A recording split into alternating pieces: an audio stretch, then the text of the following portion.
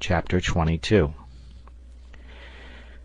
This intense cold lasted until the 15th of August, without, however, passing the degree of Fahrenheit already mentioned. When the atmosphere was calm, the low temperature was easily borne, but when the wind blew, the poor settlers, insufficiently clothed, felt it severely. Pencroft regretted that Lincoln Island was not the home of a few families of bears rather than of so many foxes and seals. "Bears," said he, "are generally very well dressed, and I ask no more than to borrow for the winter the warm cloaks which they have on their backs." "But," replied Neb, laughing, "perhaps the bears would not consent to give you their cloaks, Pencroft. These beasts are not St. Martins." "We would make them do it, Neb, we would make them," replied Pencroft in quite an authoritative tone. But these formidable carnivora did not exist in the island, or at any rate they had not as yet shown themselves. In the meanwhile, Herbert, Pencroft, and the reporter occupied themselves with making traps on Prospect Heights and at the border of the forest. According to the sailor, any animal, whatever it was, would be a lawful prize, and the rodents or carnivora which might get into the new snares would be well received at Granite House. The traps were, besides, extremely simple, being pits dug in the ground, a platform of branches and grass above, which concealed the opening, and at the bottom some bait, the scent of which would attract animals.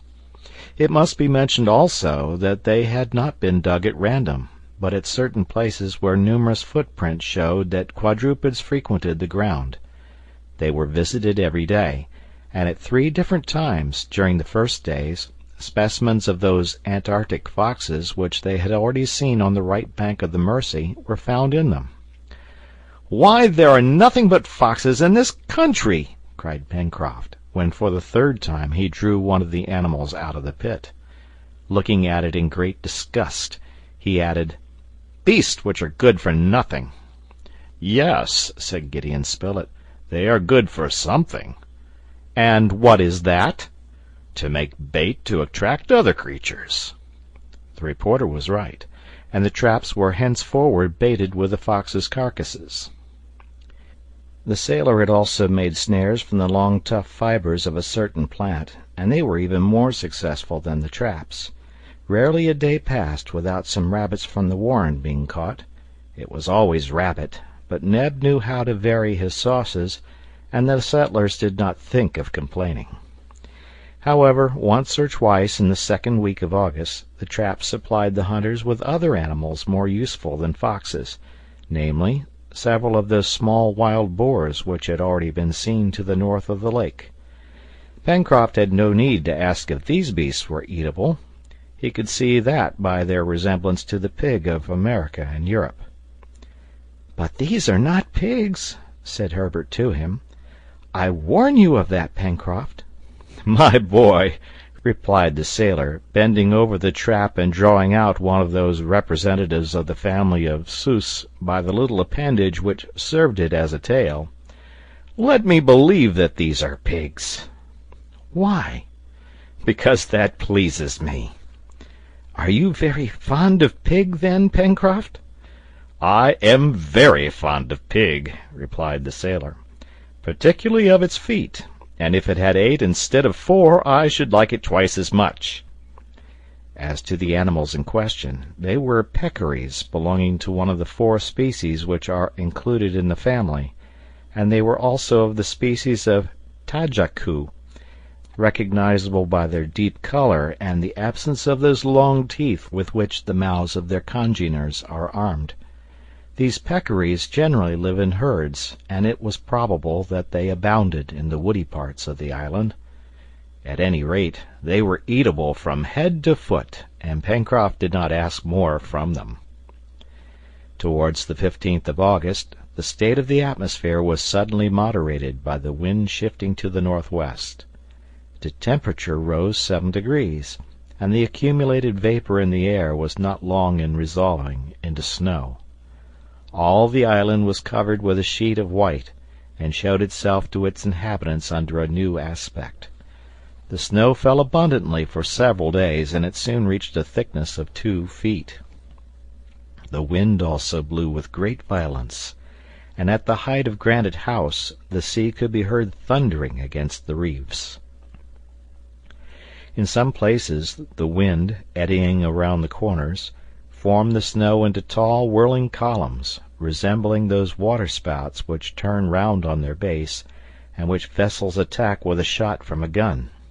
However, the storm, coming from the northwest, blew across the island, and the position of Granite House preserved it from a direct attack. But in the midst of this snowstorm, as terrible as if it had been produced in some polar country, neither Cyrus Harding nor his companions could, notwithstanding their wish for it, venture forth, and they remained shut up for 5 days, from the 20th to the 25th of August. They could hear the tempest raging in the Jacamar woods, which would surely suffer from it. Many of the trees would no doubt be torn up by the roots, but Pencroft consoled himself by thinking that he would not have the trouble of cutting them down. "The wind is turning woodman, let it alone," he repeated. Besides, there was no way of stopping it, if they had wished to do so. How grateful the inhabitants of Granite House then were to heaven for having prepared for them this solid and immovable retreat! Cyrus Harding had also his legitimate share of thanks, but, after all, it was nature who had hollowed out this vast cavern, and he had only discovered it. They all were in safety, and the tempest could not reach them. If they had constructed a house of bricks and wood on Prospect Heights, it certainly would not have resisted the fury of this storm. As to the chimneys, it must have been absolutely uninhabitable, for the sea, passing over the islet, would beat furiously against it. But here, in Granite House, in the middle of a solid mass, over which neither the sea nor air had any influence, there was nothing to fear. During these days of seclusion the sailors did not remain inactive. There was no want of wood, cut up into planks, in the storeroom, and little by little they completed their furnishing, constructing the most solid of tables and chairs, for material was not spared. Neb and Pencroft were very proud of this rather heavy furniture, which they would not have changed on any account. Then the carpenters became basket makers, and they did not succeed badly in this new manufacture. At the point of the lake which projected to the north they had discovered an osier bed in which grew a large number of purple osiers. Before the rainy season, Pencroft and Herbert had cut down these useful shrubs, and their branches, well prepared, could now be effectively employed. The first attempts were somewhat crude, but in consequence of the cleverness and intelligence of the workmen, by consulting and recalling the models which they had seen, and by emulating each other, the possessions of the colony were soon increased by several baskets of different sizes. The storeroom was provided with them, and in special baskets Neb placed his collections of rhizomes, stone pine almonds, etc. During the last week of the month of August the weather moderated again. The temperature fell a little, and the tempest abated. The colonists sallied out directly. There was certainly 2 feet of snow on the shore, but they were able to walk without much difficulty on the hardened surface. Cyrus Harding and his companions climbed Prospect Heights. What a change! The woods, which they had left green, especially in the part at which the firs predominated, had disappeared under a uniform color.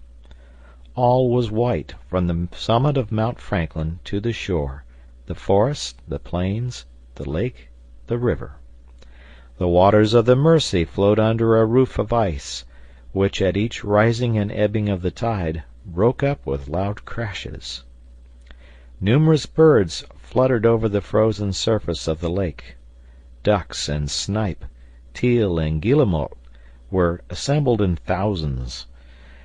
The rocks among which the cascade flowed were bristling with icicles. One might have said that the water escaped by a monstrous gargoyle shaped with all the imagination of an artist of the Renaissance. As to the damage caused by the storm in the forest, that could not as yet be ascertained. They would have to wait till the snowy covering was dissipated. Gideon Spilett, Pencroft, and Herbert did not miss this opportunity of going to visit their traps. They did not find them easily under the snow with which they were covered.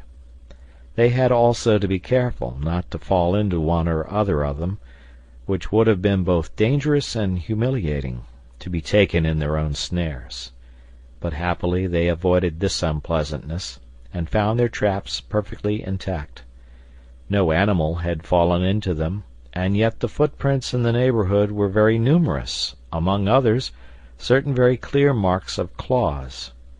Herbert did not hesitate to affirm that some animal of the feline species had passed there, which justified the engineer's opinion that dangerous beasts existed in Lincoln Island. These animals doubtless generally lived in the forests of the far west, but, pressed by hunger, they had ventured as far as Prospect Heights. Perhaps they had smelled out the inhabitants of Granite House. "Now, what are these feline creatures?" asked Pencroft. "They are tigers," replied Herbert. "I thought those beasts were only found in hot countries?" "On the new continent," replied the lad, "they are found from Mexico to the pampas of Buenos Aires. Now, as Lincoln Island is nearly under the same latitude as the provinces of La Plata, it is not surprising that tigers are to be met with in it." "Well, we must look out for them," replied Pencroft. However, the snow soon disappeared, quickly dissolving under the influence of the rising temperature. Rain fell, and the sheet of white soon vanished. Notwithstanding the bad weather, the settlers renewed their stores of different things: stone pine almonds, rhizomes, syrup from the maple tree, for the vegetable part, rabbits from the warren, agoutis, and kangaroos, for the animal part. This necessitated several excursions into the forest, and they found that a great number of trees had been blown down by the last hurricane. Pencroft and Neb also pushed with a cart as far as the vein of coal, and brought back several tons of fuel. They saw in passing that the pottery kiln had been severely damaged by the wind, at least 6 feet of it having been blown off. At the same time as the coal, the store of wood was renewed at Granite House, and they profited by the current of the Mercy having again become free to float down several rafts. They could see that the cold period was not ended.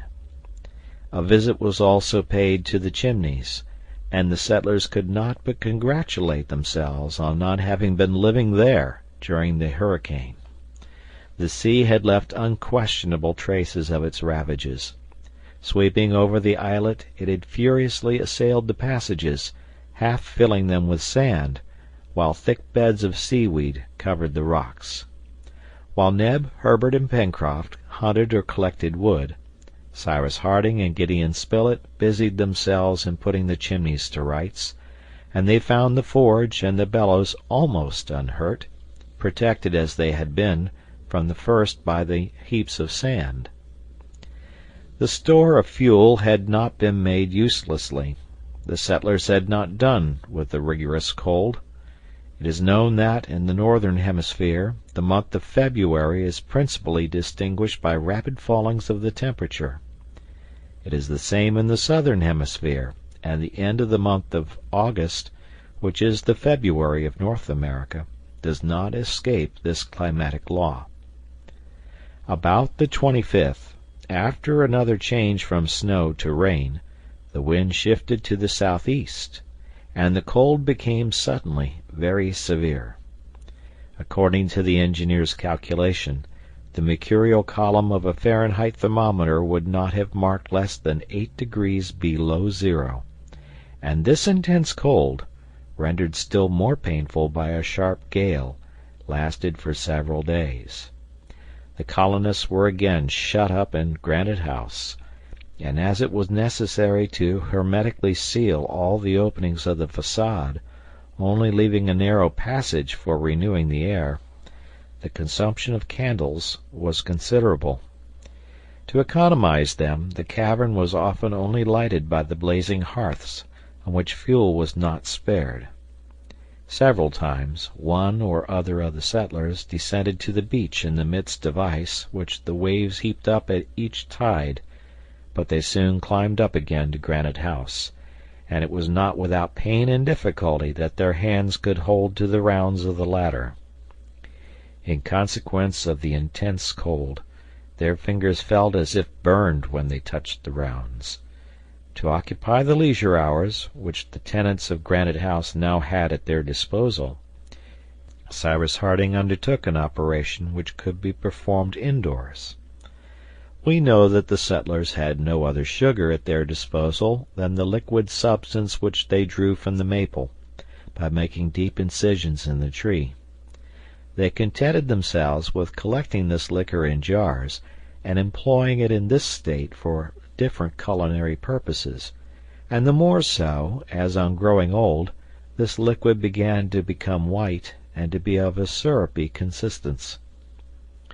But there was something better to be made of it, and one day Cyrus Harding announced that they were going to turn into refiners. "Refiners?" replied Pencroft. "That is rather a warm trade, I think." "Very warm," answered the engineer. "Then it will be seasonable," said the sailor. This word refining need not awaken the mind thoughts of an elaborate manufactory with apparatus and numerous workmen. No, to crystallize this liquor, only an extremely easy operation is required. Placed on the fire in large earthen pots, it was simply subjected to evaporation, and soon a scum arose to its surface. As soon as this began to thicken, Neb carefully removed it with a wooden spatula. This accelerated the evaporation, and at the same time prevented it from contracting an empyreumatic flavor. After boiling for several hours on a hot fire, which did as much good to the operators as the substance operated upon, the latter was transformed into a thick syrup. This syrup was poured into clay molds, previously fabricated in the kitchen stove, and to which they had given various shapes. The next day this syrup had become cold, and formed cakes and tablets. This was sugar of rather a reddish color, but nearly transparent, and of a delicious taste. The cold continued to the middle of September, and the prisoners in Granite House began to find their captivity rather tedious. Nearly every day they attempted sorties which they could not prolong. They constantly worked at the improvement of their dwelling. They talked while working. Harding instructed his companions in many things, principally explaining to them the practical applications of science. The colonists had no library at their disposal, but the engineer was a book which was always at hand, always open at the page which one wanted, a book which answered all their questions, and which they often consulted. The time thus passed away pleasantly, these brave men not appearing to have any fears for the future. However, all were anxious to see, if not the fine season, at least the cessation of the insupportable cold. If only they had been clothed in a way to meet it, how many excursions they would have attempted, either to the downs or to Tadorn's fens. Game would have been easily approached, and the chase would certainly have been most productive. But Cyrus Harding considered it of importance that no one should injure his health, for he had need of all his hands, and his advice was followed. But it must be said that the one who was most impatient of this imprisonment, after Pencroft perhaps, was Top. The faithful dog found Granite House very narrow. He ran backwards and forwards from one room to another, showing in his way how weary he was of being shut up. Harding often remarked that when he approached the dark well which communicated with the sea, and of which the orifice opened at the back of the storeroom, Top uttered singular growlings. he ran round and round this hole, which had been covered with a wooden lid. Sometimes he even tried to put his paws under the lid, as if he wished to raise it. He then yelped in a peculiar way, which showed at once anger and uneasiness. The engineer observed this maneuver several times. What could there be in this abyss to make such an impression on the intelligent animal? The well led to the sea, that was certain. Could narrow passages spread from it through the foundations of the island? Did some marine monster come from time to breathe at the bottom of this well? The engineer did not know what to think, and could not refrain from dreaming of many strange improbabilities. Accustomed to go far into the regions of scientific reality, he would not allow himself to be drawn into the regions of the strange and almost of the supernatural. But yet how to explain why Top, one of those sensible dogs who never waste their time in barking at the moon, should persist in trying with scent and hearing to fathom this abyss, if there was nothing there to cause his uneasiness? Top's conduct puzzled Cyrus Harding even more than he cared to acknowledge to himself. At all events, the engineer only communicated his impressions to Gideon Spilett, for he thought it useless to explain to his companions the suspicions which arose from what perhaps was only Top's fancy. At last the cold ceased. There had been rain, squalls mingled with snow, hailstorms, gusts of wind, but these inclemencies did not last. The ice melted, the snow disappeared, the shore, the plateau, the banks of the Mersey, the forest, again became practicable.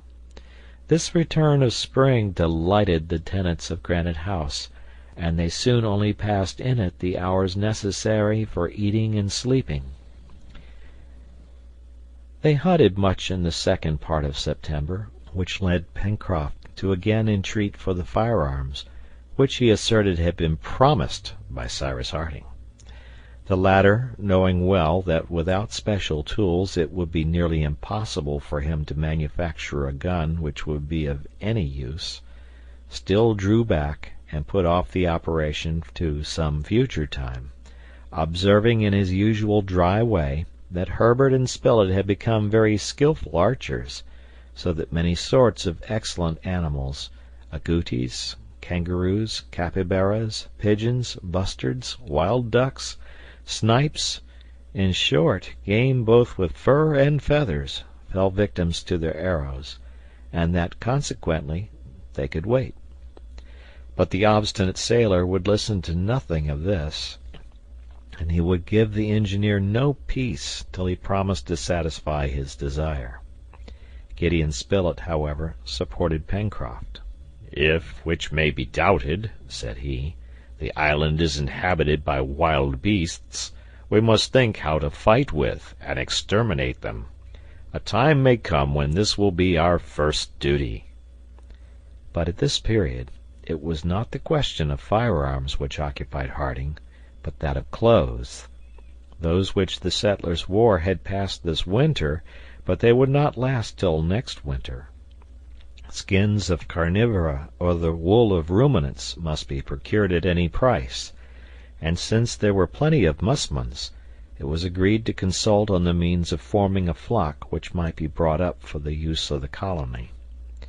An enclosure for the domestic animals, a poultry yard for the birds, in a word, to establish a sort of farm in the island, such were the two important projects for the fine season. In consequence and in view of these future establishments, it became of much importance that they should penetrate into all the yet unknown parts of Lincoln Island, that is to say, through that thick forest which extended on the right bank of the Mersey, from its mouth to the extremity of the Serpentine Peninsula, as well as on the whole of its western side. But this needed settled weather, and a month must pass before this exploration could be profitably undertaken. They therefore waited with some impatience, when an incident occurred which increased the desire the settlers had to visit the whole of their domain. It was the 24th of October. On this day Pencroft had gone to visit his traps, which he always kept properly baited. In one of them he found 3 animals which would be very welcome for the larder. They were a female peccary and her 2 young ones. Pencroft then returned to Granite House, enchanted with his capture, and as usual he made a great show of his game. "Come, we shall have a grand feast, Captain," he exclaimed, "and you too, Mr. Spilett, you will eat some." "I shall be very happy," replied the reporter, "but what is it that I am going to eat?" "Suckling pig." "Oh, indeed, suckling pig, Pencroft. To hear you, I thought that you were bringing back a young partridge stuffed with truffles." "What!" cried Pencroft. "Do you mean to say that you turn up your nose at suckling pig?" "No," replied Gideon Spilett without showing any enthusiasm, "provided one doesn't eat too much." That's right," returned the sailor, who was not pleased whenever he heard his chase made light of. "You like to make objections. 7 months ago, when we landed on the island, you would have been only too glad to have met with such game." "Well, well," replied the reporter, "man is never perfect nor contented." "Now," said Pencroft, "I hope that Neb will distinguish himself. Look here, these 2 little peccaries are not more than 3 months old. They will be as tender as quails. Come along, Neb, come! I will look after the cooking myself." And the sailor, followed by Neb, entered the kitchen, where they were soon absorbed in their culinary labors. They were allowed to do it in their own way. Neb, therefore, prepared a magnificent repast: the 2 little peccaries, kangaroo soup, a smoked ham, stone pine almonds, Oswego tea, in fact all the best that they had, but among all the dishes figured in the first rank the savory peccaries. At 5 o'clock dinner was served in the dining room of Granite House. The kangaroo soup was smoking on the table. They found it excellent. To the soup succeeded the peccaries, which Pencroft insisted on carving himself, and of which he served out monstrous portions to each of the guests. These suckling pigs were really delicious, and Pencroft was devouring his share with great gusto, when all at once a cry and an oath escaped him. "What's the matter?" asked Cyrus Harding. "The matter is, I've just broken a tooth," replied the sailor. "What, are there pebbles in your peccaries?" said Gideon Spilett. "I suppose so," replied Pencroft, drawing from his lips the object which had cost him a grinder. It was not a pebble. It was a leaden bullet. End of chapter.